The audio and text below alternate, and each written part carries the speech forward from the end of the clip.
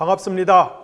바둑에서는 당장 눈앞의 이익을 챙기는 데만 열심인 사람을 가리켜 하수라 부르고 판 전체의 싸움을 볼 줄 아는 사람을 가리켜 고수라 부르죠. 제가 볼 때 오늘날 한국 사회와 한국 교회의 가장 큰 문제 중 하나는 도처에 하수는 넘쳐나는 데 반해 고수는 잘 안 보인다는 것입니다. 가령 교회의 경우 자기 교회의 현재와 미래의 생존에 열심을 내는 목사님들은 많은데 한국교회 전체의 방향과 진로에 대해 제대로 된 통찰력과 리더십을 갖고 길을 이끄는 사람이 절대적으로 부족합니다. 한국 사회도 마찬가지입니다. 지금 당장의 한국 사회의 모습을 분석하고 해부하는 것도 중요하지만 앞으로 10년, 20년 후에 한국 사회가 어떤 모습으로 변모되어 있을까 하는 통찰력을 갖고 현 시점에서부터 한국 사회를 재설계할 수 있는, 그리고 그 과정에서 각종 역풍을 맞아도 그 거친 바람을 뚫고 나갈 수 있는 용기를 가진 사람이 부족합니다. 그 결과 한국교회와 한국사회는 당장 눈앞에서 벌어지는 작은 전투에서는 이길지라도 전쟁에서는 패하는 상황에 직면해 있습니다. 참으로 안타까운 일이 아닐 수 없습니다. 오늘은 바이블 에센스 36번째 시간입니다. 오늘은 기원전 8세기 무렵 북이스라엘에 처음 등장한 문서 예언자들의 목소리를 통해 당시 사회 정의가 심각하게 훼손된 현실, 그 중에서도 특히 부동산 관련 문제를 집중적으로 살펴보면서 이 문제가 단지 지금부터 3000년 전 이스라엘 사회만의 문제가 아니라 오늘 한국 사회에도 매우 뼈저린 경종을 울리는 문제임을 생각해 보도록 하겠습니다. 지금부터 29년 전인 1994년 일입니다. 당시는 제가 목사 안수를 막 받고서 서울의 어느 중형교회에서 교육목사로 사역할 때입니다. 한 번은 중동부를 지도하는 전도사님이 교역자 회의 시간에 깜짝 놀랄 이야기를 꺼냈습니다. 교회 중등부 학생들을 상대로 설문조사를 하면서 장래 희망을 물었더니 적지 않은 숫자의 아이들이 건물주가 되어서 월세 받고 사는 게 꿈이라는 답을 써냈다는 것입니다. 그 말을 듣고 제가 그 자리에서 장탄식을 내뱉으며 이렇게 말했습니다. 말세다, 말세. 이게 1994년 일입니다. 그런데 몇 년 후에 보니까 그 학생들이 멸망에 가증한 징조가 아니라 선견자였다는 것을 제가 알게 되었습니다. 한국 사회의 부동산이 폭등하면서 어느 순간 조물주 위에 건물주라는 말이 자연스럽게 회자되기 시작했습니다. 요즘은 아예 건물주를 가리켜 간물주라고 부른다고 합니다. 최근 몇 년 사이 한국 사회에서 가장 많이 유행한 표현 하나가 영끌입니다. 잘 아시는 것처럼 영끌은 영혼을 끌어모아서란 뜻의 줄임말입니다. 요사이 한국 사회의 구성원들이, 특히 젊은이들이 영혼을 끌어모아서까지 무엇에 올인하고 있습니까? 부동산과 주식이죠. 그만큼 오늘날 한국 사회의 양대 화두는 부동산과 주식으로 대변되는 한탕주의와 탐욕의 문제, 그리고 그 탐욕의 경쟁에서 혹시 나만 낙오되지는 않을까 하는 두려움과 불안의 문제라고 할 수가 있습니다. 한편 여기서 조물주 위에 건물주, 간물주, 영끌 같은 단어를 보면은 어떤 공통점이 보입니까? 다름 아닌 이 단어들이 바로 종교적인 언어라는 것입니다. 조물주나 영혼 같은 단어는 특별히 기독교에서 즐겨 쓰는 단어죠. 그런데 이런 종교적 용어들이 부동산과 관련해서 아무렇지 않게 사용된다는 것은 우리 사회에서 부동산 문제가 단순히 경제적이고 사회적인 문제에 국한되는 것이 아니라 신앙의 문제, 곧 영적인 문제라는 것을 지시합니다. 실제로 한국 사회는 절대 다수의 사람들이 부동산이라는 신, 즉 부동산 우상을 숭배하는 사회입니다.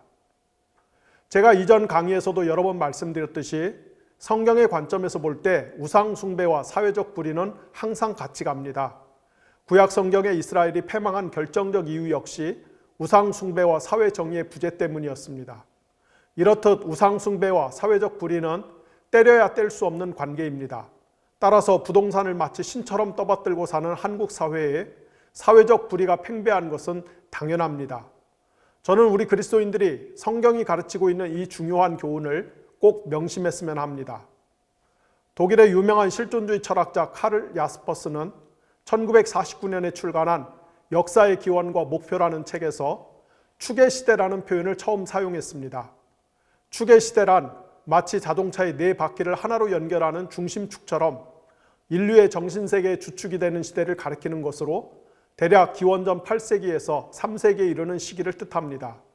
이 시기 동안 인도에서는 우파니샤드의 신비주의자들과 불교의 창시자인 고타마 시다르트가, 중국에서는 공자, 맹자, 묵자, 노자 등이, 그리스에서는 소크라테스와 플라톤이, 그리고 이스라엘에서는 예언자들이 출현했습니다. 따라서 추계시대란 오늘날까지 세계의 주요 종교와 철학의 근간을 이루고 있는 인류의 정신적, 영적 각성의 시대를 뜻한다고 말씀을 드릴 수가 있습니다. 고대 그리스, 이스라엘, 인도, 중국 등 당시 서류 교류가 없던 네 지역에서 동시다발적으로 발생한 인류의 정신자적 대전환은 인류가 불을 발견한 이후 가장 혁명적인 사건으로 간주됩니다. 추계시대인 기원전 8세기 무렵 이스라엘에서는 문서 예언자, 즉 자신들의 활동과 메시지를 글로 남긴 예언자들이 처음 출현하기 시작했는데요. 아모스, 이사야, 미가, 호세아 등이 여기에 해당이 됩니다. 오늘은 이 예언자들 가운데 특별히 아모스의 메시지를 중점적으로 살펴보겠습니다. 예언자 아모스란 이름을 들으면 많은 사람이 제일 먼저 떠오르는 메시지가 공의를 강물처럼 흐르게 하라, 정의의 강이 마르지 않게 하라는 말씀일 것입니다. 그렇습니다. 아모스는 누구보다 사회정의를 강조한 예언자였습니다. 그가 외친 공의와 정의를 강물처럼 흐르게 하라에 나오는 강물은 1년 내내 마르지 않고 흐르는 강물을 뜻합니다.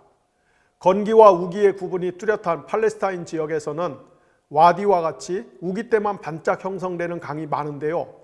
예언자 아모스가 말하는 정의의 강은 어떤 사건이나 사안이 있을 때만 깜짝 등장하는 일시적 정의가 아니라 늘 한결같이 작동하는 항구적 정의를 뜻합니다. 그런데 많은 그리스도인들이 아모스가 정의를 강조한 예언자라는 것은 어렴풋이 알고 있으면서도 정작 그가 말한 사회 정의가 구체적으로 어떤 상황을 염두에 두고 선포한 메시지인지에 대해서는 잘 모르는 경향이 있습니다. 아모스란 이름의 뜻은 야훼의 짐을 짊어진 자 혹은 야훼가 보존하는 자라는 의미입니다. 그는 여로보암 2세가 북이스라엘을 통치하던 기원전 765년에서 760년 사이에 예언자 사역을 수행했던 인물입니다.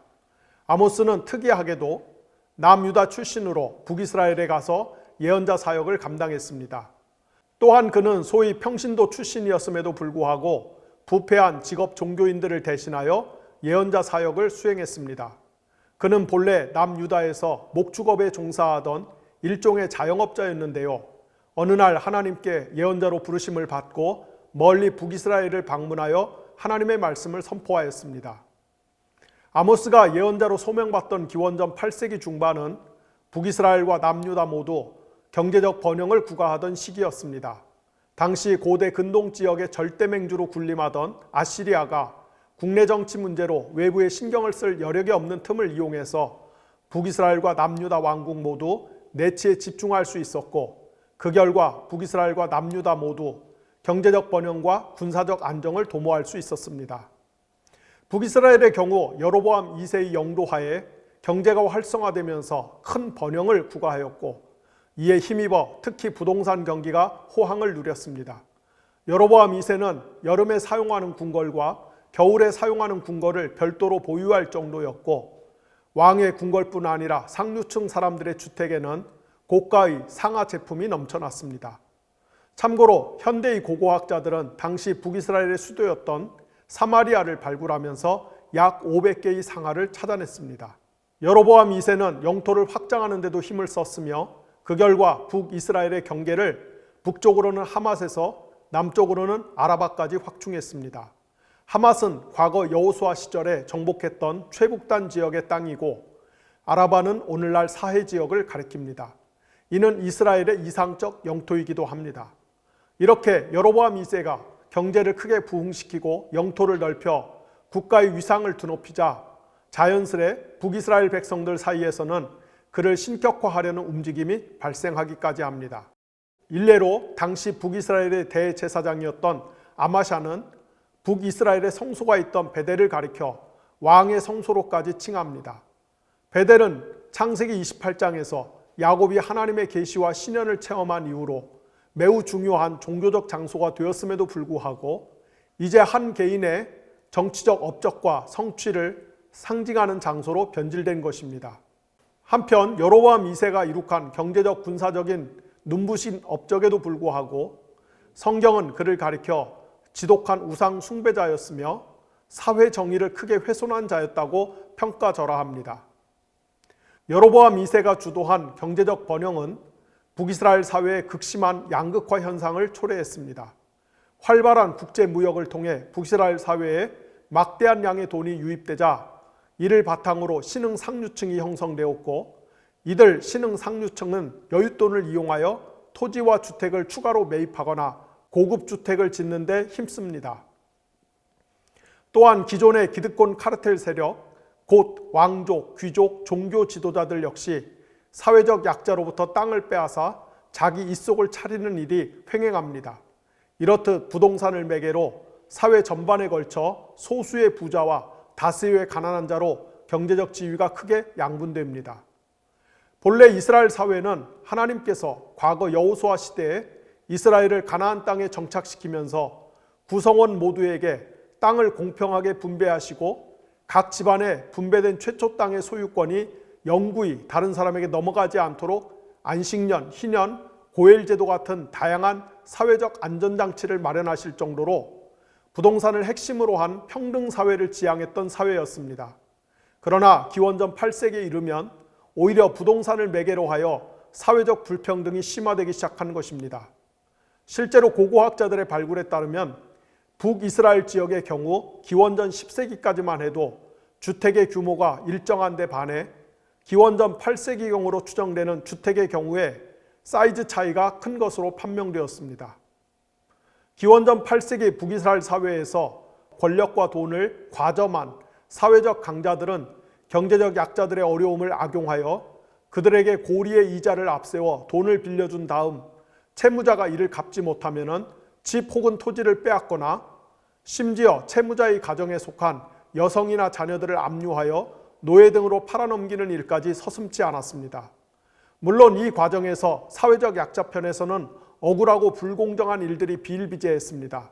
하지만 이들이 제 아무리 법에 눈물로 호소해도 이미 기득권 카르텔의 일원인 사법부가 가난한 자들의 억울한 사정을 묵살하고 오히려 권력과 돈을 과점한 사람들의 이익을 적극적으로 옹호하는 일이 일반적이었기 때문에 결국 법의 도움을 받는다는 것은 상상할 수조차 없게 되었습니다.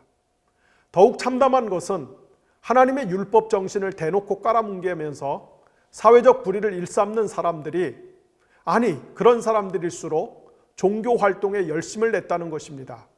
예언자 아모스는 당시 북이스라엘의 상류층 사람들이 날마다 희생 제사를 드렸고 심지어 3일에 한 번씩 11조를 바쳤다고 증언하고 있습니다. 글쎄요, 1년에 한 번 추수를 할 수 있는 농경사회에서 어떻게 3일에 한 번씩 11조를 드릴 수 있었을까요? 이는 역으로 말하면 그만큼 당시 이스라엘 사회에서 가진 자들을 중심으로 한 고리대금업과 토지 장사가 마치 황금알을 낳는 거위처럼 막대한 수입을 안겨줬다는 것이 아니겠습니까? 이렇게 힘과 돈을 가진 사람들이 매일 희생제사를 바치고 3일에 한 번씩 11조를 드렸으니 당연히 종교 지도자들도 이들의 기득권을 적극적으로 옹호하고 변호하는 종교적 뒷배 노릇을 톡톡히 수행했을 것입니다. 한마디로 이스라엘 사회의 직업적 종교인들이 사회적 불의를 자행하는 자들의 시쳇말로 따까리로 전락한 것입니다. 참고로 따까리는 다른 사람의 구질구질한 일을 뒤처리해주는 사람을 가리키는데요, 따까리란 말이 만들어진 유래에는 두 개의 설이 있습니다. 하나는 딱알이, 즉 굳이 자세한 말을 하지 않아도 딱딱 알아서 해주는 사람이란 뜻이고, 다른 하나는 닭거리, 즉 조선시대 궁중에서 왕이 볼일을 마치면 밑을 대신 닦아주는 궁녀가 하는 일을 가리키는 데서 비롯되었다는 설이 있습니다. 어떤 경우가 되었든 간에 한 사회에서 예언자 역할을 수행해야 할 종교가 본분을 망각하고 기득권 카르텔에 따까리 노릇을 하는 것은 비극 그 자체입니다. 기원전 8세기 북이스라엘 사회에서 바로 그런 일이 비일비재했던 것입니다. 하지만 북이스라엘의 종교 지도자들이 사회적 불의를 일삼으면서도 종교적 활동에 열심을 내는 기득권 카르텔에 따까리 노릇을 하는 것에 맞서 하나님께서는 정반대의 평가를 내리십니다. 거룩하신 하나님은 사회적 불의를 일삼으면서도 반성할 줄 모르고 오히려 성소에 나와 종교적 열심을 내는 자들을 향해 예언자 아모스의 입을 빌려 다음과 같이 통렬하게 꾸짖으십니다. 나는 너희가 벌이는 절기 행사들이 싫다. 역겹다. 너희가 성회로 모여도 도무지 기쁘지 않다. 너희가 나에게 번제물이나 곡식제물을 바친다 해도 내가 그 제물을 받지 않겠다. 너희가 화목제로 바치는 살찐 짐승도 거들떠보지 않겠다. 시끄러운 너희 노랫소리를 나의 앞에서 집어치워라. 너의 검은 곳 소리도 나는 듣지 않겠다. 너희는 다만 공의가 물처럼 흐르게 하고 정의가 마르지 않는 강처럼 흐르게 하여라. 하나님은 기원전 8세기에 부동산과 고리대금을 앞세워 사회 정의를 심각하게 훼손한 북이스라엘 백성이 바치는 예배, 기도, 찬송, 헌신을 도리어 역겹다고 말씀하십니다. 결국 하나님은 언약 백성 모두에게 땅을 공평하게 분배하신 하나님의 뜻과 의지를 무참히 훼손하고 부동산을 매개로 사회적 불의를 일삼은 북이스라엘을 심판하시기로 결정하십니다. 하나님은 처음에는 가뭄, 전염병, 메뚜기 떼를 사용하셔서 북이스라엘 사람들이 우상처럼 숭배하는 경제적 번영에 타격을 가했으나 그럼에도 끝내 이스라엘 백성이 회개하지 않자 마침내 지진을 일으켜 그들이 그토록 애지중지하고 자랑하던 부동산을 초토화시킵니다. 여러분이 아모스서를 직접 읽어보시면 본서 안에 지진을 언급하거나 연상시키는 표현이 적잖게 등장하는 것을 실제로 확인할 수 있을 것입니다. 당시 자신들이 애써 쌓아 올린 경제적 금자탑이 지진으로 하루아침에 폐허가 된 것을 경험한 북이스라엘의 기득권 카르텔이 느낀 공포와 당혹스러움은 상당했을 것입니다. 하지만 기원전 760년 무렵에 일어난 것으로 추정되는 지진은 단지 예고편에 불과했습니다. 하나님은 그로부터 약 40년 후인 722년에 아시리아의 손에 북이스라엘을 넘겨줌으로써 우상 숭배를 일삼고 사회 정의를 훼손하면서도 아무런 문제의식이 없던 북이스라엘 사회를 말 그대로 뒤집어 엎어버리셨습니다. 이는 예언자 아모스와 동시대에 활동했던 예언자 이사야가 쓴 기록에도 동일하게 나타나고 있습니다. 가령 이사야 5장 8절에서 9절에 보면은 다음과 같은 말씀이 나옵니다. 너희가 더 차지할 곳이 없을 때까지 집에 집을 더하고 밭에 밭을 늘려나가 땅 한가운데서 홀로 살려고 하였으나 너희에게 재앙이 닥친다. 만군의 주님께서 나의 귀에다 말씀하셨다. 많은 집들이 반드시 황폐해지고 아무리 크고 좋은 집들이라도 텅 빈 흉가가 되어서 사람 하나 거기에 살지 않을 것이다. 이어서 예언자 이사야는 5장 13절에서 이렇게 하나님의 말씀을 대언합니다. 그러므로 나의 백성은 지식이 없어서 포로가 될 것이요 귀족은 굶주리고 평민은 갈증으로 목이 탈 것이다. 이렇듯 부동산이란 우상을 숭배하고 사회 정의를 훼손한 최종 종착점은 국가의 멸망이었습니다. 그렇다면 어제나 오늘이나 영원토록 동일하신 하나님께서는 오늘 한국 사회를 보면서, 아니 오늘 한국 교회를 보면서는 과연 무엇이라고 말씀하실까요? 따라서 이제부터는 먼 옛날 이스라엘의 이야기가 아니라 현재의 우리 이야기를 해보도록 하겠습니다. 땅이나 집은 그것을 정당한 방법으로 취득한 사람의 소유다라는 말은 상식이죠. 그런데 부동산은 그것을 제 가격을 주고 산 사람의 것이다라는 오늘날은 너무나 당연한 이 상식이 우리나라에서 정식으로 인정된 것은 겨우 100년밖에 안 되었습니다. 고려시대와 조선시대에는 땅은 기본적으로 국가의 것이었고 개인이 소유할 수 없었습니다. 이는 하늘 아래 왕의 땅이 아닌 곳이 없다는 이른바 왕토 사상에 기초한 것이었습니다. 하지만 어느 시대나 이념과 현실은 다르죠. 고려시대에는 왕의 소유인 땅을 한시적으로 왕족, 귀족, 국가 공신 등에 빌려주어서 사용하게 했는데요. 고려 후기로 가면서 귀족과 고위 관료들이 자신들이 국가로부터 빌려 쓰던 땅을 사유화한 다음 거대한 농장을 운영함으로써 고려 사회의 갈등과 모순의 주범으로 떠올랐습니다. 이에 정도준, 조준 등이 토지개혁을 통해 보다 정의로운 세상을 열고자 조선을 창건하게 됩니다. 조선 역시 토지정책의 기본 골격은 고려와 같았습니다. 모든 땅은 국가 소유이며 백성은 국가의 땅을 빌려서 농사를 짓는 존재였습니다. 다만 국가 소유의 땅을 특권층이 사유화했던 고려시대와 달리 조선에서는 국가의 땅을 빌려 쓰던 일반 백성들이 자신들이 소작하던 땅을 사유화하기 시작했습니다.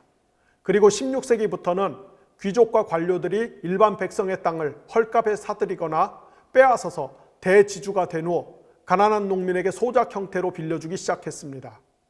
여기에 조선 후기로 오면서 상업이나 무역 등을 통해 큰 돈을 벌게 된 사람들이 지주 대열에 합류합니다. 이렇게 민간 분야에서는 서로 토지를 매매하거나 병합하는 것이 가능했음에도 불구하고, 그러나 조선은 공식적으로는 끝까지 국전의 형태를 유지했습니다. 곧 조선의 모든 땅은 국가 소유였습니다. 국가 소유의 땅이 개인의 소유로 전환된 것은 일제강점기 시절부터였습니다. 대한제국을 강제로 병탄한 일본은 제일 먼저 토지조사 사업에 착수했는데요. 이는 첫째로 식민지 한국을 안정적으로 통치하기 위함이었고, 둘째로 한국에 진출한 일본인들의 토지 자산을 보호할 목적에서였습니다. 일제가 실시한 토지조사 사업으로 인해 토지에 대한 국가의 소유권이 완전히 폐기 처분됩니다. 곧 토지에 대한 소유권이 개인에게 귀속되고, 특정 토지를 소유한 개인에게는 해당 토지의 주인이라는 증명제도가 도입되었습니다. 이로써 일본인들이 한국에 와서 마음껏 토지를 구매할 수 있는 법적 제도적 길이 활짝 열립니다. 이후 일제강점기 동안 일본인 대지주들은 한국을 지배하는 핵심 세력으로, 그리고 한국인 대지주는 그들의 동맹 세력으로 굳게 자리를 잡습니다. 이를 좀 더 구체적으로 살펴보면 1904년에 발발한 러일전쟁 직후부터 일본인들이 한반도에 대거 진출하기 시작하며, 당시 한국에 온 일본인들은 금강, 만경강, 동진강, 영산강, 낙동강 하구 지역의 침수지를 헐값에 사들인 다음 수리시설을 설치하여 비옥한 농지로 만들고 쌀을 생산하기 시작합니다.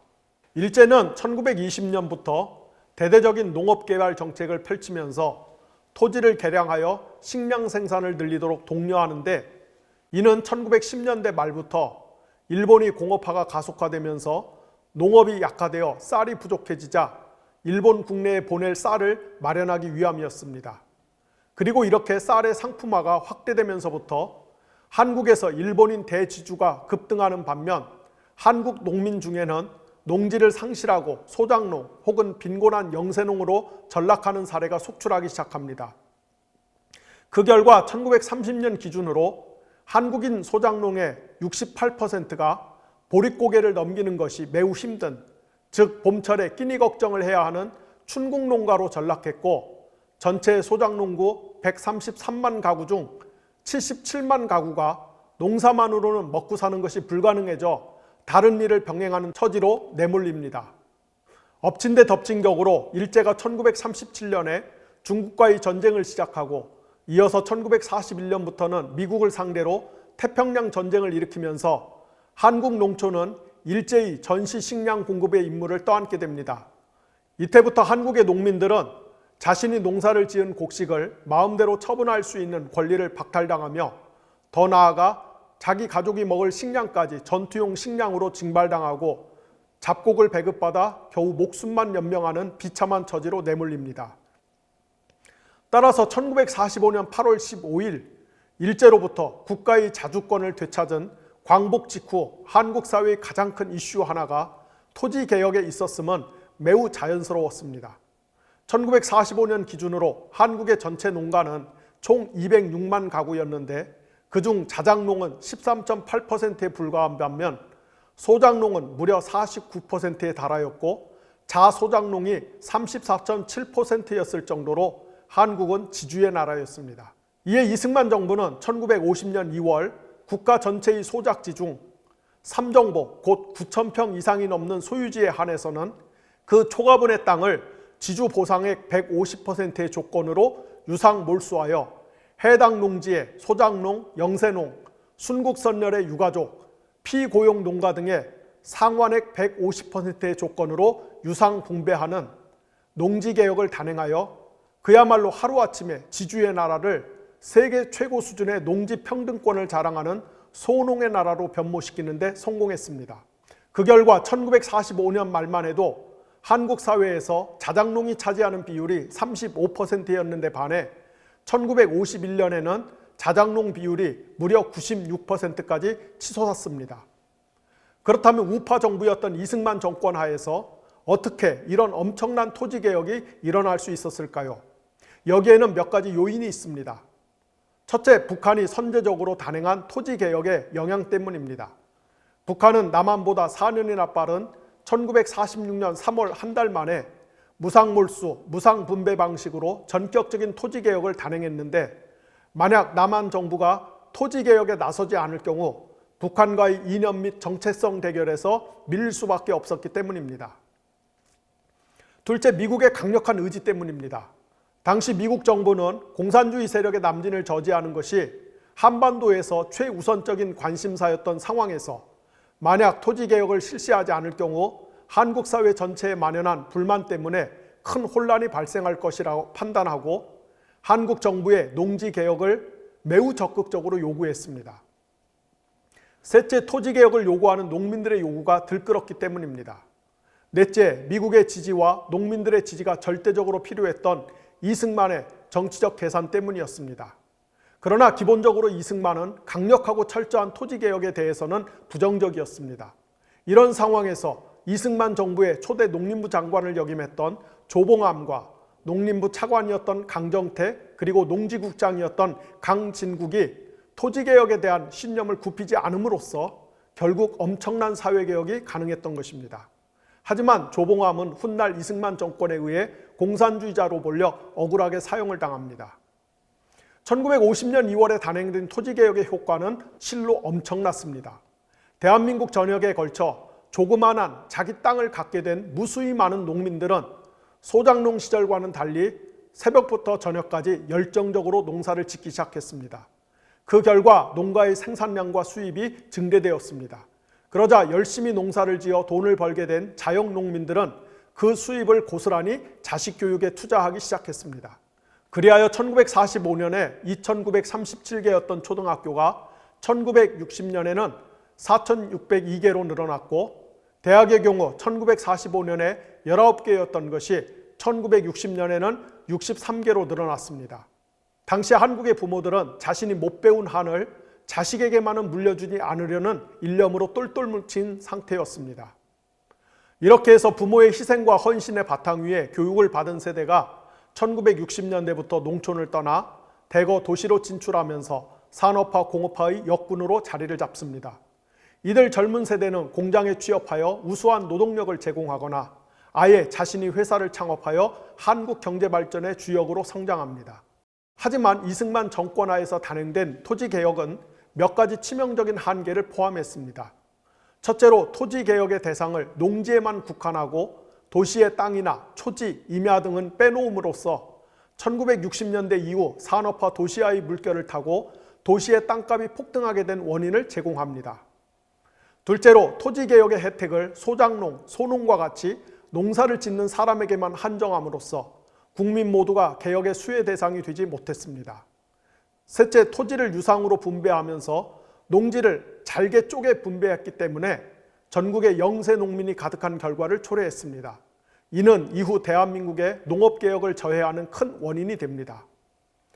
주지하듯이 1960년대부터 한국 사회는 경제개발이란 국가적 목표하에 산업화, 도시화에 박차를 가하게 됩니다. 그리고 이때부터 한국의 땅 문제는 농촌의 토지에서 도시의 토지 문제로 급격히 이동합니다. 한마디로 이때부터 한국의 토지 문제는 도시화란 명목하에 진행되는 무분별한 토지개발, 부동산 투기, 그리고 막대한 정치자금을 조달하는 핵심 통로가 됩니다. 1960년대 들어 전국 각지에서 올라온 사람들로 서울 강북은 더 이상 인구를 수용하기 어려운 상황에 봉착합니다. 그렇다고 서울 강북 지역을 마구 개발할 수도 없는 노릇이었습니다. 무엇보다 북한과 겨우 40km밖에 안 떨어진 강북 지역은 안보 리스크가 너무 컸습니다. 이에 서울 강남 지역을 개발하자는 의견이 자연스럽게 대두되었습니다. 당시 강남은 배추밭, 무밭, 배나무밭 천지였습니다. 하지만 박정희 정권이 서울 강남 지역을 대대적으로 개발하기로 결정한 핵심 이유는 다른 데 있었습니다. 박정희는 1968년 2월에 착공하여 1970년 7월에 준공한 서울 부산 간 고속도로, 즉 경부고속도로 건설에 심혈을 기울였는데요. 한남대교 남단부터 양재까지 7.6km 구간을 건설할 공사비가 부족했습니다. 그래서 이 구간의 고속도로 건설비를 충당할 목적으로 당시 영등포구 동쪽 지역에 택지를 개발하기로 결정하였습니다. 1970년대 초반에는 서울 영등포구가 엄청나게 커서 지금의 강서, 양천, 관악, 구로, 금촌, 동작구가 모두 영등포구에 속했습니다. 박정희 정부는 영등포구 동쪽, 즉 영동 지역을 1지구와 2지구로 나눠 개발하기로 결정했으며 그 결과 지금의 서초구인 영동 1지구와 지금의 강남구인 영동 2지구에 총 837만 평의 어마어마한 택지가 조성이 되었습니다. 여기에 1971년에 치러진 제7대 대통령 선거를 앞두고 막대한 정치자금이 필요했던 박정희 정권은 당시 서울시 도시계획국장이었던 윤모 씨가 청와대 정치자금으로 미리 사뒀던 강남 지역의 땅을 조기 처분해서 선거 자금을 확보할 목적으로 강남 개발을 서둘렀습니다. 윤모 씨는 1970년 2월에서 8월 사이에 강남 지역 땅 24만 8,300여 평을 평당 5,100원에 사들였다가 그중 18만 평을 1971년 초까지 평당 1만 6천 원에 매각하여 당시 금액으로 약 20억 원의 정치자금을 마련했습니다. 박정희 정권은 서울 강남 개발을 촉진하기 위해 한강의 다리를 추가로 건설합니다. 원래 한강에는 오늘날의 한강대교인 제1한강교, 오늘날의 양화대교인 제2한강교, 오늘날의 한남대교인 제3한강교가 있었는데요. 강남 개발을 위해 1972년에 잠실대교, 1973년에 영동대교, 1976년에 잠수교와 천호대교, 1979년에 성수대교 등 서울 강북지역과 강남을 연결하는 다리가 집중적으로 건설이 됩니다. 또한 이 시기에 서울 강남 지역에 대규모 아파트 단지가 본격적으로 조성되기 시작합니다. 당시 아파트 건설은 한강변 공유수면을 매립한 후 택지로 개발하여 그곳에 대규모 아파트 단지를 세우는 방식을 띄었으며 이렇게 해서 잠실, 구이동, 압구정, 반포, 서빙고, 동부이천동, 흑석동이 차례로 개발이 됩니다. 이를 좀 더 구체적으로 살펴보면 한강변 공유수면 매립은 한강이 인접한 곳에 새로운 제방도로를 건설한 다음 기존의 제방도로와 새로 만들어진 제방 사이의 습지를 흙으로 메꿔 토지를 조성하는 사업이었습니다. 이렇게 조성된 토지는 정부 산하 공공기관에서 매입하여 아파트를 짓거나 아니면 토지를 조성한 건설업자가 그곳에 직접 아파트를 짓는 것이 가능했습니다. 일례로 이 방식을 통해 1974년 대한주택공사가 반포에 강남 최초의 아파트인 대규모 주공아파트 단지를 건설하였고 1975년에는 현대건설이 압구정동에 현대아파트 단지를 건설하였습니다. 한강변 공유수면을 매립하여 그 위에 아파트를 짓는 사업은 그야말로 황금알을 낳는 거위 그 자체였습니다. 따라서 이 사업권을 따내기 위해 엄청난 액수의 뇌물과 정치자금이 오갔고 일단 사업권을 따낸 건설회사들은 훗날 대한민국의 재벌급 기업으로 그 하청업체들은 중견기업으로 성장합니다. 또한 1976년부터는 당시 서울시장이었던 구자춘 씨의 제안으로 강남의 아파트 지구제도가 도입되어 소규모의 땅을 가진 소유자에게서 땅을 강제 수용하여 대규모 아파트 단지를 건설하는 것이 가능해졌습니다. 더불어 박정희 정부는 서울 강남에 보다 많은 주민을 유치하기 위해 몇몇 추가 조치를 시행했는데요. 그중 일부를 살펴보면 먼저 서울 강북 지역 곳곳에 흩어져 있던 고속버스 터미널을 통합하여 1976년 반포로 이전하였고 그 영향으로 반포와 잠원동 일대가 아파트촌으로 변모합니다. 또한 원래는 왕십리, 을지로, 마포, 여의도, 영등포를 잇는 구간으로 기획되었던 지하철 2호선을 서울 강북과 강남 지역을 순환하는 노선으로 전격 변경함으로써 강남 지역 개발의 날개를 달아줍니다. 이때 지하철 2호선의 노선 변경은 서울시장이었던 구자춘 씨가 연필을 들고 불과 20분 만에 새로운 노선을 그림으로써 확정되었다고 합니다. 서울 강북 지역의 산재에 있던 소위 명문고등학교를 대거 강남으로 이전한 것도 강남 개발에서 빼놓을 수 없었던 요소입니다.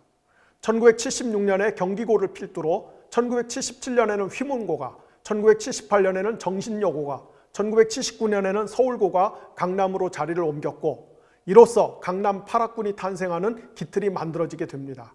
그리고 이렇게 해서 한국 사회의 최고급 교육, 교통, 상업시설, 편의시설 인프라를 독점하고 한국 사회를 좌지우지하는 상류층 인사들이 고급 정보를 공유, 가공하는 네트워크를 구축하면서 강남은 대한민국을 움직이는 코어 지역으로 성장합니다. 또한 한강변과 한강을 뒤덮은 아파트촌은 출세와 성공의 아이콘으로 자리잡는 한편 한국 사회를 부동산 공학으로 변모시키는 1등 공신 역할을 수행하게 됩니다. 이런 현상은 서울 잠실지구에서도 똑같이 일어났습니다. 잠실지구는 1969년 당시 부총리 겸 경제기획원 장관이었던 김학렬 씨가 현대, 대림산업, 극동건설, 삼부토건, 동아건설에 개발 사업권을 주는 대신 거액의 정치자금을 요구하며 성사되었습니다. 위에서 언급한 5개 회사는 공동자금을 출자하여 잠실개발 주식회사를 만든 다음 잠실지구의 공유면을 매립하는 방식으로 택지를 조성하였습니다. 본래 잠실은 한강물로 둘러싸인 섬이었는데 잠실섬 주변에 한강물을 막아 육지와 연결한 후 저지대를 매립하여 택지를 조성한 것입니다. 그 결과 약 75만 평의 택지가 조성되었고 여기에 잠실 주변에 340만 평가량을 추가로 수용하여 구획정리구역으로 지정하였습니다. 그 후 당시 주택공사 사장이었던 양택식 씨가 1975년 5월에 잠실단지 건설본부를 설치한 다음 잠실 1단지에서 4단지까지의 13평에서 17평짜리 아파트 1만 1660호를 불과 180일 안에 건설하는 믿겨지지 않는 일이 벌어집니다. 군사독재 시절에나 가능할 법한 일이었던 것입니다. 이렇게 1970년대 중반에 서울 강남과 잠실 지구에 대규모 아파트촌이 건립되면서 1973년 세계 경제를 강타한 오일 쇼크로 인해 불황의 늪에 빠져있던 국내 경기가 한순간에 되살아났습니다. 그리고 이때의 경험 때문에 그 후 한국 사회 안에는 경제가 어려워질 때마다 건설 경기를 부양해서 경제를 살려야 한다는 망령 혹은 유령이 국가를 배회하게 됩니다. 제가 최대한 간략히 요약해서 설명해 드린다고 했지만은 이 영상을 보시는 분들 입장에서는 좀 지루할 수도 있는 내용을 굳이 말씀드린 까닭은 앞서 살펴본 것처럼 1970년대부터 서울 강남과 잠실지구가 본격적으로 개발되기 시작하면서 이 사업의 이권을 따냈던 기업들이 그 후 한국의 재벌급 기업으로 성장했다는 것과 대규모 토목 혹은 건설 사업이 불이한 정치 자금을 제공하는 주요 통로가 되었다는 것, 그리고 서울 강남 등지를 점령한 아파트 공화국의 등장이 한국 사회에서 땀이 대우를 받는 것이 아니라 땅이 대우를 받는 세상의 문을 활짝 열어 젖혔다는 것을 여러분이 기억하셨으면 해서입니다. 더불어 부동산 공화국 혹은 아파트 공화국이 탄생하는 과정에서 자기 땅을 억울하게 빼앗기고 쫓겨난 가난한 사람들의 한과 슬픔에 대해서도 우리가 잊지 말았으면 좋겠습니다. 아무튼 박정희 시대에 형성된 아파트 공화국 신화는 그 이후에도 계속 이어집니다. 1988년에 열린 서울 올림픽을 앞두고 전두환 정권은 도시 미화란 구호 아래 1983년부터 신림동, 봉천동, 사당동, 오금동, 암사동, 목동, 상계동 등 서울의 대표적 달동네를 철거하고 그곳에 대규모 아파트 단지를 건설하였습니다. 이때 자신이 살던 허름한 판잣집에서 무작정 쫓겨난 철거민들은 서울 외곽의 산자락 주변에 땅을 파고 그 위에 비닐을 덮은 후 생활하는 비참한 처지로 전락하기까지 했습니다. 1980년대 후반 들어 노태우 정권은 수도권 주택 문제를 해결하기 위해 분당, 일산, 평촌, 삼본, 중동에 30만 채의 아파트를 공급하는 제1기 신도시 개발에 착수하였고 1994년부터 신도시 입주가 시작이 됩니다. 노무현 정권은 2003년 김포 한강, 파주 운정, 인천 검단, 송파 위례, 판교, 수원 광교, 평택 고덕, 양조 옥정, 천안 아산 등의 대규모 아파트를 공급하는 제2기 신도시 사업을 발표하였습니다. 뒤를 이어 이명박 정권은 2009년과 2010년 무렵 서울의 오래된 주택을 허물고 새로운 아파트촌을 건설하는 뉴타운 정책을 밀어붙였습니다. 그리고 문재인 정부는 2018년에 과천, 하남, 남양주 등 총 41개 지구를 선정하여 제3기 신도시 개발을 발표했습니다.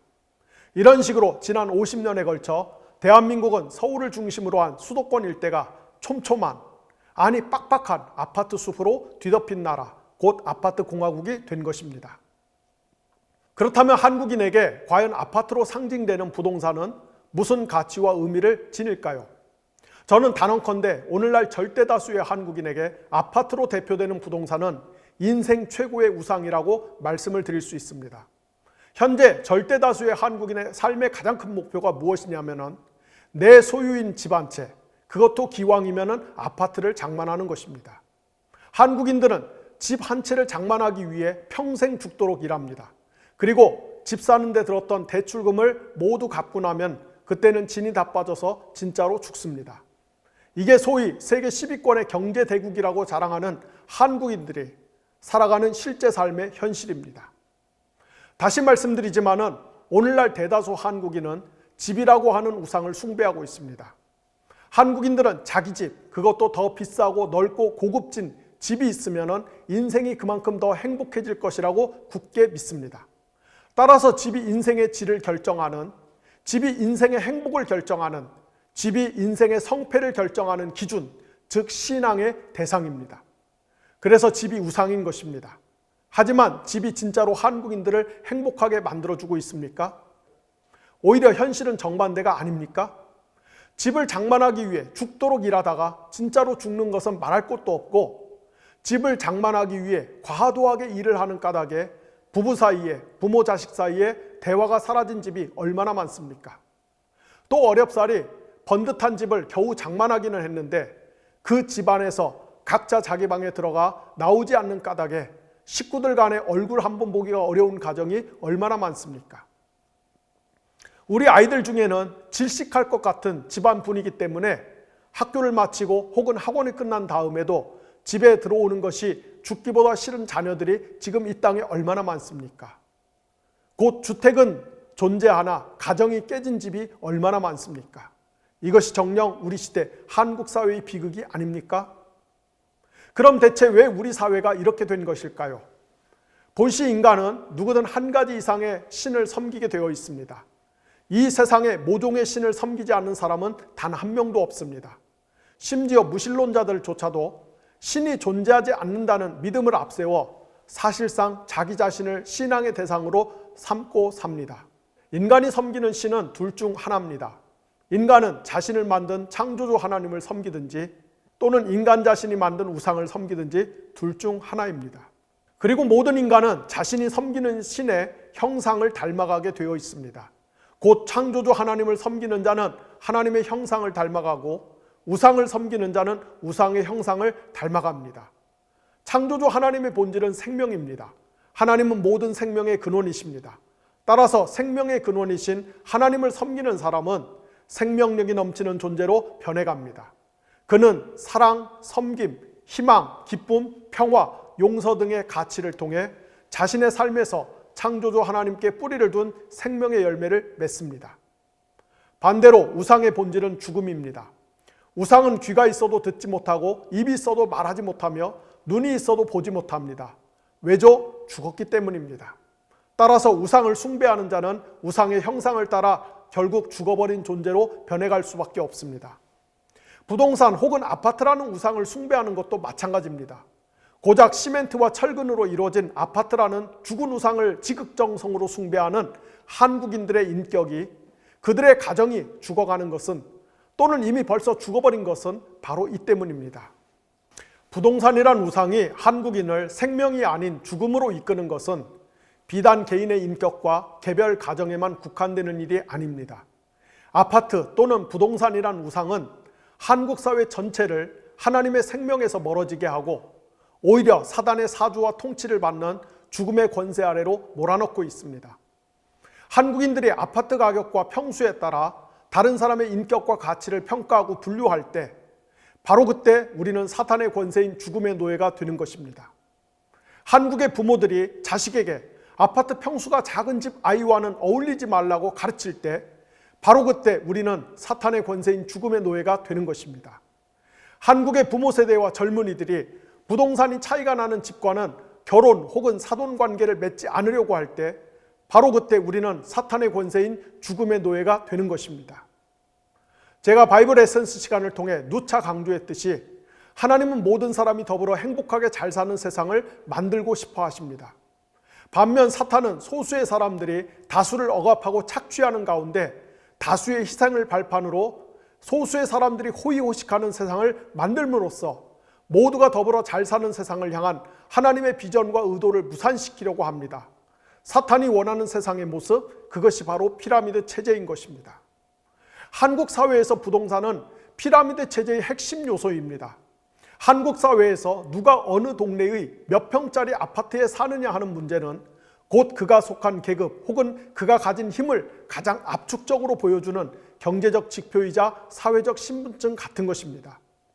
하지만 한국 사회에서 어느 동네의 몇 평짜리 아파트에 사느냐 하는 문제는 단지 경제적, 사회적 문제로 끝나는 것이 아니라 영적인 문제이기도 합니다. 사도 바울은 자신이 쓴 편지에서 여러 차례에 걸쳐 인간의 눈에 보이지 않는 영적 세계에 사탄의 조종과 통제를 받는 다양한 영적 존재들이 실제하고 있음을 강조합니다. 곧 영적인 세계에도 일종의 피라미드 체제가 있어 더 힘세고 강한 영적 존재들과 그렇지 못한 영적 존재들 사이에 위계 질서가 있다는 것입니다. 바울의 표현에 따르면 영적인 세계에서 사탄의 조종과 통치를 받는 존재들 중 가장 상위 포지션에 위치한 존재들의 이름은 정사, 권세, 능력, 이 세상의 주관자들입니다. 아마도 이런 존재들 밑으로 수많은 귀신과 악령들이 위치할 것입니다. 따라서 영적 존재들이 포진한 위계 질서는 기본적으로 수직적 형태, 곧 피라미드 체제입니다. 그리고 이런 영적 피라미드 체제의 최상단에 위치한 정사와 권세 같은 힘세고 강한 존재들은 국제 질서나 특정 국가의 정책 결정 등의 영향력을 행사합니다. 반면 영적 피라미드 체제의 중하단에 위치한 존재들은 특정한 지역이나 공동체 혹은 개인에게 영향력을 행사합니다. 그런데 우리가 수직구조인 영적 피라미드 체제를 땅에 수평으로 뉘어놓고 거기에 한국 사회를 대입하면 무엇을 발견할 수 있을까요? 바로 수직구조의 영적 피라미드 체제가 서울의 강남이라고 하는 한국 사회의 권력축을 기점으로 하여 강남에서 멀어질수록 사회적 힘의 세기가 약해지는 부동산 지형도와 정확히 일치하는 것을 보게 될 것입니다. 이렇듯 우리 한국 사회에서 부동산 권력 문제는 단지 정치적, 경제적, 사회적 문제에 국한되지 않고 근본적으로 영적, 신앙적 문제인 것입니다.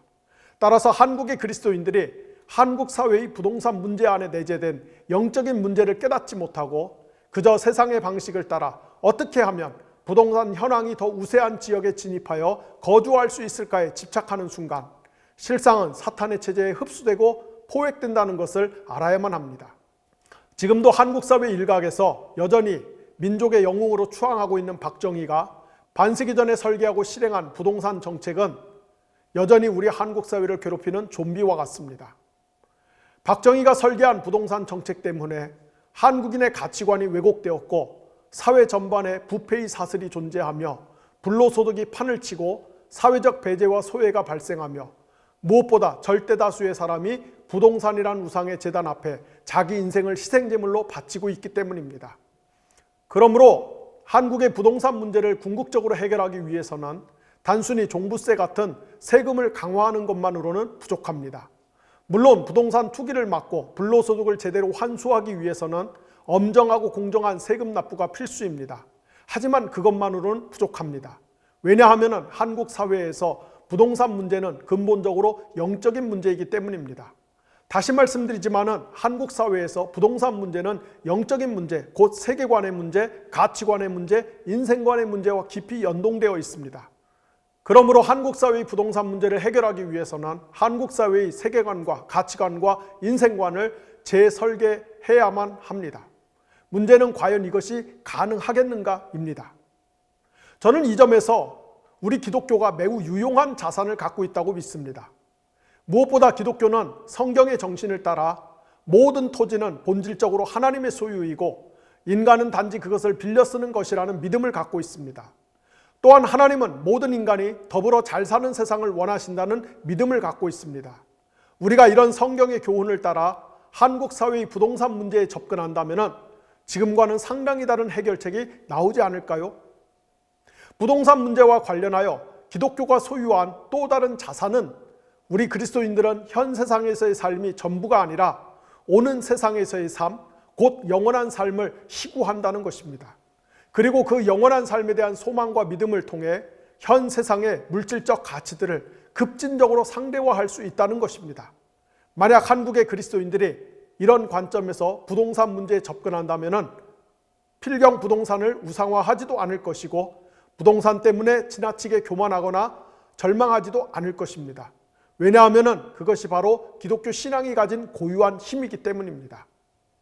문제는 작금의 한국 기독교에 과연 그런 신앙관, 인생관, 물질관이 정립되어 있느냐는 것입니다. 애석하게도 우리는 한국 기독교에 그런 신앙의 힘이 부재하다는 것을 잘 알고 있습니다. 그 결과 교회 역시 부동산의 우상을 숭배하며 그것의 노예가 되어 살고 있는 것이 아니겠습니까? 또한 부동산 정의를 외치는 사람들을 오히려 빨갱이, 좌파 등으로 몰아서 공격하는 비성경적인 행태를 자행하면서도 마치 그것이 성경적 태도인 것처럼 착각하고 있는 것이 아니겠습니까? 구약 성경에 나오는 이스라엘의 역사가 우리에게 가르치는 교훈은 명징합니다. 곧 우상 숭배를 일삼고 사회 정의를 훼손하면은 결국은 공동체가 붕괴되며 최종적으로는 흔적도 없이 사라진다는 것입니다. 한국 사회에서 부동산 문제는 우상 숭배와 사회 정의가 깊이 결부된 핵심 문제입니다. 한국 사회는 지난 반세기 동안 부동산이란 신을 섬기면서 그 신의 형상을 따라 사회적 불의를 일삼다가 오늘날 자칫 앞으로 한 세대 안에 국가가 반토막날 상황에 직면했습니다. 부동산 문제가 심각하다 보니 우리 젊은이들이 결혼을 안 하려 하고 결혼을 해도 출산을 안 하려고 합니다. 지금 한국 사회에서 저출생률 문제가 얼마나 심각하냐면은 이대로 가면 20년 후에는 충청남도 이남에서는 대도시 외에는 사람이 살지 않는 나라가 될 것이라는 전망이 나오고 있는 실정입니다. 한국 사회의 부동산 문제가 그리고 지난 시간에 말씀드린 교육 문제가 초래하는 결과가 이토록 심각합니다. 그리고 이 모든 게 지난 50년 동안 한국 사회가 부동산 및 학력과 스펙의 우상을 숭배하고 사회 정의를 외면한 결과로서 주어지는 형벌인 것입니다. 상황이 이렇게 심각한데도 여전히 한국의 그리스도인들이 한국 사회가 직면한 뼈아픈 문제들을 외면하고, 아니 자신들이 그런 뼈아픈 문제들에 깊이 연루되어 있다는 것을 외면하고 종교적 활동에만 열심을 낸다고 해서 과연 하나님이 그것을 기쁘게 받으실까요? 가령 강남과 목동, 분당 등의 대형 교회에서 무시 못할 영향력을 가진 60대 이상의 부자 신자들이 자기들이 보유한 다수의 오피스텔이나 원룸, 고시원 등을 형편이 어려운 젊은이들에게 임대해서 월 100만 원에 가까운 세를 받아 거기서 나오는 11조와 감사원금을 하나님께 바치면 과연 하나님이 그 돈을 낼름낼름 받으시겠습니까? 최소한 예언자 아모스의 메시지를 따른다면 우리가 믿는 하나님은 그런 탐욕스러운 신이 아님이 분명합니다. 성경의 정신에 따르면 사회 양극화를 심화시키고 가난한 자들에게 큰 고통을 안겨주면서 번 돈으로 헌금을 하는 것보다 오히려 사회 정의를 실천하고 사회적 약자를 보호하는 삶이 더 하나님이 기뻐하시는 헌신입니다. 오늘의 한국교회는 바로 이 원리와 정신을 회복해야만 합니다. 그래야 한국교회와 한국사회에 미래가 있습니다. 이제 말씀을 정리하겠습니다. 요즘 챗 GPT라 불리는 오픈형 인공지능 서비스가 등장해서 그야말로 센세이션을 일으키고 있습니다. 가령 챗 GPT에게 요한복음 3장 16절로 설교를 작성해달라고 부탁을 하면은 삽시간에 양질의 설교문을 만들어줍니다. 그 설교문을 보고 전문 신학자들이 인공지능의 발전 속도가 이 정도였어라며 깜짝 놀라고 있습니다. 인공지능 서비스가 이제 막 첫걸음을 뗐다고 볼 수 있는데도 벌써 수준이 이 정도면은 앞으로 몇 년 후에는 과연 어떤 세상이 도래할까요? 어떤 전문가들에 의하면은 앞으로 인공지능의 능력이 활성화되면은 인간의 뇌신경세포보다 무려 400조 회 이상의 지적 능력을 갖게 될 것이라고까지 합니다. 컴퓨터 프로그램의 능력이 인간을 압도하는 것입니다. 과연 이런 세상의 풍경이 어떨지 궁금하면서도 걱정이 앞서는 게 솔직한 심정입니다. 만약 수년 안에 인공지능이 인간 신학자나 설교자보다 훨씬 더 감동적이고 은혜로운 설교문을 생산하기 시작하면 과연 그런 세상에서 사람들이 솔직히 고만고만한 수준인 인간 목사의 설교를 들으려 굳이 수고스럽게 교회를 찾을까요? 아니, 그런 세상에서 과연 지역교회라는 것이 존립이나 할 수 있을까요? 여러분 생각은 어떻습니까? 제 소견으로는 앞으로 인간신학자나 설교자는 인공지능과의 설교문 작성 대결에서 결코 이길 수 없다라고 봅니다. 삽시간에 수십만 권의 책을 해독해서 가장 적당한 설교문을 내놓는 인공지능을 어떻게 인간이 상대할 수 있겠습니까? 그렇다면 앞으로 인간 설교자나 성경교사 그리고 지역교회가 사라져야 하는 것일까요? 인공지능 설교 서비스가 제공되기 시작하면 지역교회의 가치는 무용지물이 되어야 하는 것일까요? 제 의견으로는 앞으로 인간 설교자나 지역교회가 살아남으려면 지금과 같이 뻔한 기독교 신학 혹은 기독교 신앙 정보를 전달하거나 유통하는 데서 자기 역할을 찾는 것이 아니라 고유한 스토리를 생산할 수 있어야만 존립할 수 있다고 봅니다. 생각해 보십시오. 인공지능은 죽었다 깨나도 진실한 자기 스토리를 만들 수 없지 않습니까? 그에 반해 우리 인간은 자신만의 독특한 인생 스토리를 만들 수 있습니다. 교회도 마찬가지입니다. 이제는 교회가 이 땅에 세워진 하나님 나라의 전시관 혹은 하나님 나라의 대사관으로서 자신만의 고유한 스토리를 써내려갈 수 있어야만 합니다. 그런 이야기들이 선사하는 감동과 힘이 있어야만이 사람들은 인공지능과 차별화된 교회의 고유한 정체성에 이끌려 교회를 찾고 나아가 교회의 일원이 될 것입니다. 자, 그런 면에서 볼 때 현재 한국교회의 결정적 약점 하나는 교회의 고유한 스토리가 너무 빈약하고 천편일률적이라는 것입니다. 대다수 한국교회가 갖고 있는 스토리라는 것은 거의 다 부동산 신화와 관련된 것 외에는 별다른 이야기 컨텐츠가 없습니다. 좀 더 구체적으로 말하면 1960년대 도시화가 진행되고 1970년대 이후 서울 강남과 동부 이촌동 등 한강변이 본격적으로 개발되면서 거기에 편승해 교회 역시 고도 성장을 경험했던 스토리들 외에는 딱히 교회 고유의 특색 있는 이야기가 없습니다. 일례로 그때 만들어진 대표적 신화 하나가 무엇입니까? 예배당을 건축하느라 살고 있던 집을 팔아서 건축 헌금을 했더니 하나님께서 갸륵하게 여기시고 복을 주셔서 몇 년 후에 집을 세 채 네 채 샀다는 신화입니다. 사실 1970, 80년대에는 한국의 경제 상황이 매우 좋았기 때문에 이런 신화 창조가 얼마든지 가능했습니다. 하지만 지금은 어림도 없는 일이죠. 시대 상황이 완전히 달라졌기 때문입니다. 문제는 세상이 바뀌었음에도 지금도 이런 신화를 회상하고 그리워하는 교회 지도자들이 있는가 하면 이런 신화 외에는 딱히 교회가 한국 사회에 내놓을 만한 그리고 한국 사회를 섬길 만한 스토리가 없다는 것입니다. 우리 모두 작금의 한국 사회 현실을 정직하게 직시합시다. 외형적으로는 세계 10위권의 경제 강국이 된 것 같은데 반해 내부적으로는 부실하기 짝이 없는 사회가 바로 한국 사회입니다.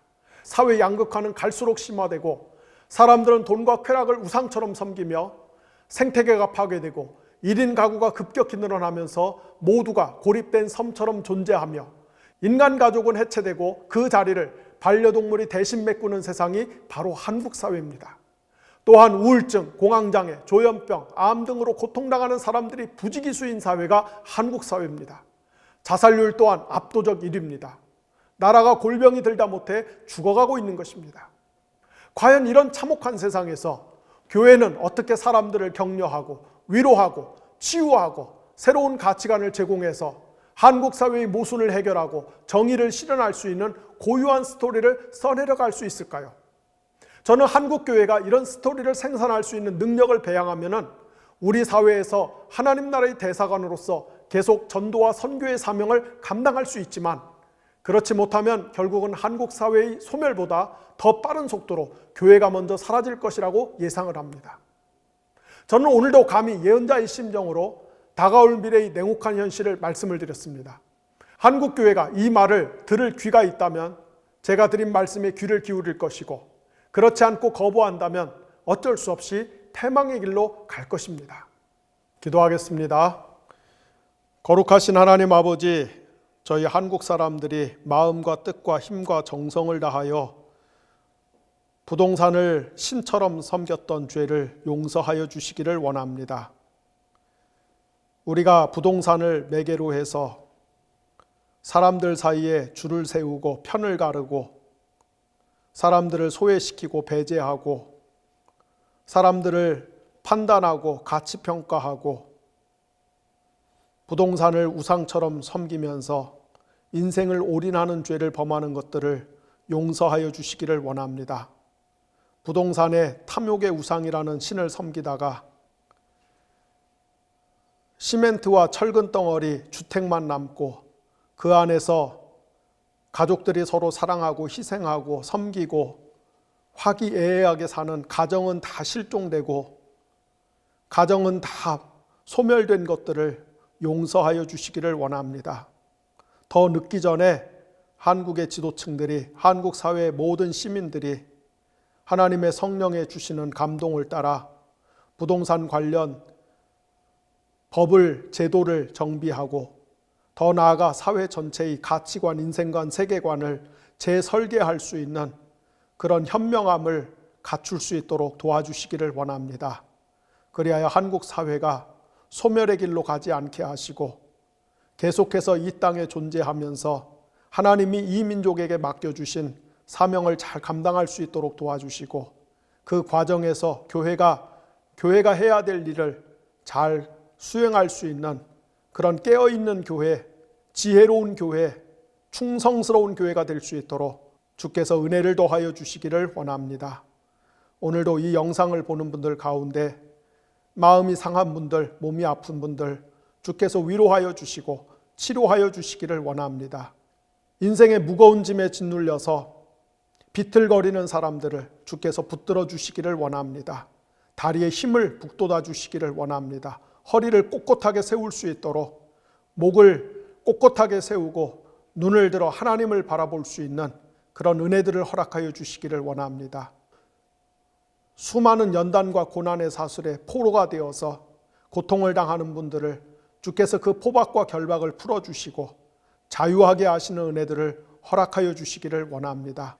한국 교회와 한국 사회의 현실을 불쌍히 여겨주시고 우리에게 아직도 소망이 남아있음을 하나님께서 가르쳐 주시는 그런 은혜가 임할 수 있도록 도와주시기를 원합니다. 예수님의 이름으로 감사하며 기도를 드렸습니다. 아멘.